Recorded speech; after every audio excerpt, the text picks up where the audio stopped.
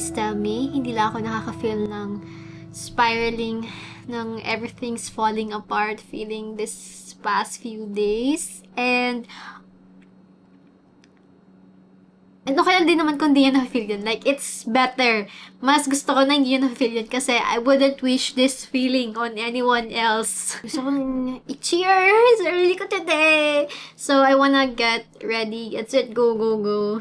At least kung mag-breakdown man ako, maganda ako, diba? So, I think one of the ways to feel good about myself is papagandahin ko na lang yung sarili ko. Sobrang weird ng panaginip ko kagabi kasi akala ko talaga legit na, like, totoo na siya kasi ang napaganipan ko, yung front teeth ko daw, natanggal daw, sister. As in, natanggal talaga siya. E di pagkagising ko, parang nag-doubt agad ako sa, ang gamit ko kasi ngayon toothbrush is electric toothbrush. Ito yung ginagamit kong electric toothbrush. So, galit tong Oral-B. Tapos parang titigan ko tuloy siya. Tapos parang suspicious ka, Oral-B na electric toothbrush siya. Baka mamaya sinisira mo pala yung ipin ko. Mamaya, lolo ko pala nagpapapanaginip sa akin para i-warningan ako na hindi pala maganda sa ngipin ko yung electric toothbrush. Kasi okay naman siya this past week. Parang siguro mga half a month ko na siya ginagamit. Tong Oral-B na to. Tuwan-tuwa ako sa kanya kasi para talaga akong bulol. Natutuwa ako sa kanya. Kasi, pag tamad kang may mag-brush ng ganon. So, hindi mo na siya kailangan ganyanin. Parang i-stay mo lang siya sa tooth ng 1 to 2 second daw. Binasa ko kasi yung manual niya. Ayun, okay naman siya. Tapos parang feel ko medyo mga first few parts, medyo weird siya kasi feel ko hindi pa din siya malinis. Pero tinitingnan ko naman, parang okay naman siya. Saka pag masyado kasing in-stay mo sa isang tooth, maano yung gums mo, hindi maganda sa gums. Eh kaso nung isang araw, parang sumakit yung ipin ko dito sa kaliwa ko. Tapos naging doubtful ako sa kanya. So, yun, siguro napaganipan ko siya. No, kasi natanggal yung ipin ko. E di, naging pagkagising ko, sabi ko talaga, traitor ka ba? Ganyan? Like, hindi ka ba talaga healthy sa gums, ay sa teeth ko? Ganun. Tatanayin ko na lang si Doc next time na magpapadentist ako kung mas maganda ba yung ipin ko ngayon kasi pinalitan ko yung toothbrush ko ng electric toothbrush. The other day, nag-asa ko sa Instagram kung sino yung mga request nyo na comfort YouTuber nyo or favorite YouTuber nyo recently. Kasi totoo naman, kasi gusto ko din ma-comfort yung sarili ko. Because I haven't really been able to feel like myself lately. Nakamdaman nyo na ba yun? Yung parang out of body ka na talaga. Parang naka-autopilot ka na lang, ganyan. And parang na-realize ko, may madami akong mga comfort YouTubers. And I want that to be to some people. Ang daming times na na-fall ako, na sobrang down ako. Tapos pinapanood ko na lang yung mga gusto kong panoodin. Alam mo yung impact ng ibang tao sa'yo or kahit na yung panonood mo lang. It helps a lot. And may nabasa din ako one time na comment dito sa YouTube natin na I'm one of the reasons daw why she's still alive. So, sa akin, minsan hindi ko napapansin na may gano'n na pala akong impact. Kind of comments na comfort nyo ako. Siguro sa akin, especially today, that I feel like everything's going wrong, I still want to show up. I still want to continue kasi from good times to bad times, gagawin ko pa din to. Alam mo yun? And I just want to be the same for other people. Hindi naman sobrang na magbabago yung mundo. But at least you can change at least one na life. Kasi minsan hindi lang ako nagko-comment sa ibang YouTubers. Kagaya kunyari nila Cub Scouts, yung mga gamer YouTubers, gano'n na hindi nila na alam na yung impact nila sa akin is malaki. Minsan nga, para sa sarili ko na lang din Kasi pag kunyari pinapanood ko yung sarili kong vlogs. Kasi syempre, minsan kailangan mo lang din maging soft sa sarili mo. The same way na gusto mong itrato yung loved one mo. Alam mo yun? For today's lips, ito lang na Clinique Black Honey. Kasi, ewan ko ba? Bakit sobrang dry ng lips ko this past few days? I mean, kahapon nag-start yata or ng isang araw. Tsura ng lips. Very nice. Very nice.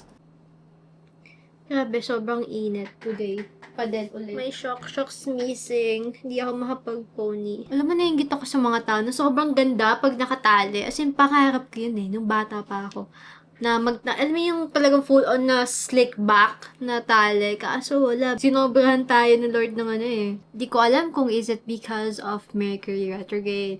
And sumabay pa yung mens ko. And hindi ko na alam yung nangyayari. So, alam mo yun, yung parang gano'n na yung nangyayari sa akin. So, hindi ko alam kung ano na yung, sino na yung sisisihin ko sa mood swings ko, no? So, simula kahapon, naging hobby ko na yung tumitingin dito sa labas. Tapos tinitignan ko yung mga puno, yung mga leaf, yung mga flowers. Ewan ko, parang for some reason, bigla akong na-appreciate bigla yung, wala lang, kasi sila, tumatambay lang sila dyan. They're doing their own thing, and sumisegue lang silang ganyan, sumiswing lang silang ganyan. Napapansin may mga ganung malilit na bagay in this world fast pace, yung parang ito na dapat next mo, ito na yung gagawin mo bukas, ito na yung gagawin mo ngayon, after na ito na yung gagawin mo. So, siguro kung may time, ganyan, stop and look and listen. Charot. Part 2 of trying to make myself feel better. Wanna dress up today? Baka, alam mo yon yung effect sa brain mo na, okay, I look good, I feel good. Labas ang mga summer dresses ko, and this is one of my favorite summer go-to na dress ko. Ayan siya. I'm just gonna change so you can see the full dress. Ta-da! Actually, binili ko to way back pa. As in, tagal na. Siguro, ano na to sa akin? 2020. Feel ko nga, pag long time follower kita, lagi mo na nakikita tong dress na to kapag every summer eh. Anyways, now that the outside part looks good, I actually want to eat good. And I'm gonna make one of my favorite desserts na ginawa ko. As in, na-discover ko lang to ng bata ko. I swear, guys. And promise, hindi ko siya nakita sa internet nung recipe na to. And sobrang simple lang niya kasi actually, in-overglaze ko lang to eh. Pero totoo naman, sobrang simple lang naman yung gagawin ko. Pakita ko sa inyo.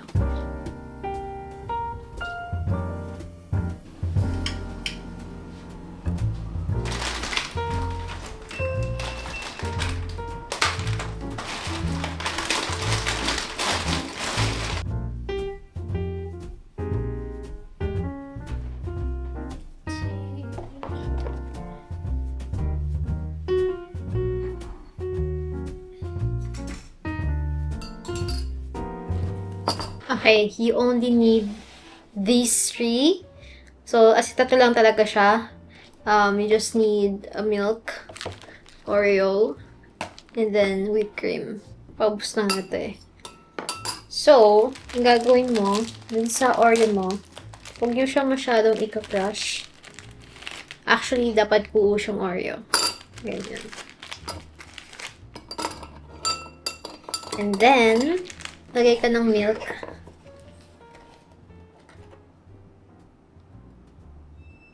As in, punuin mo yung Oreo ng milk. Tapos, ika-crush mo yung Oreo since nabababalan na siya ng milk. Ika-crush mo na siya ng konti, ganyan. Konti lang naman, huwag sobra. Kung magkakaroon ka ng ganitong type, ganyan, yung parang crushed Oreo na ganyan. Tapos, saka mo ilalagay ang whipped cream.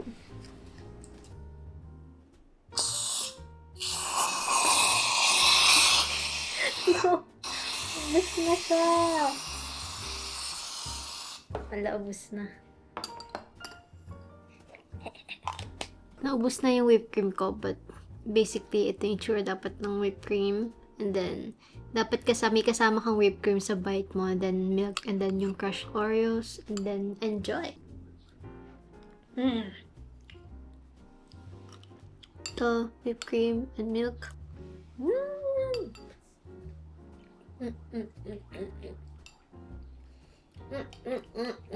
Kapag ganito ate ko ganyan yung crush Oreos nyo. Very yummy.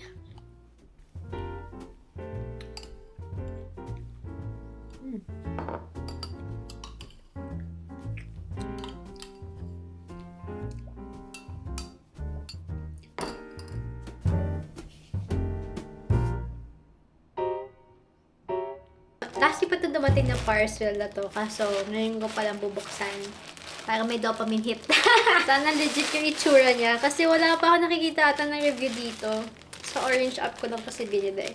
Tapos, wala akong makita sa TikTok shop na ganito. Wow! Cute! So, pajama siya. Nightgown. It's giving Victorian era, diba? Kasi I wanted to do some video na I'm trying to live like a Victorian lady, I guess, for a day. So, I think this is perfect. Parang feel na feel ko. Wait. Low-key. Imagine. Diba? So, meron siyang ganito. Meron kasi siyang long sleeve option, saka long gown.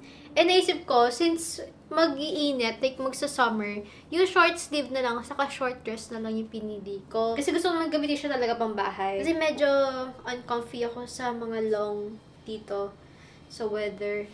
So, yay! I want to spend my afternoon trying to make a poem or haiku or any line na for my snail mail club kasi I wanted to do yung sa short message is something na related sa theme natin na I can do like a phrase.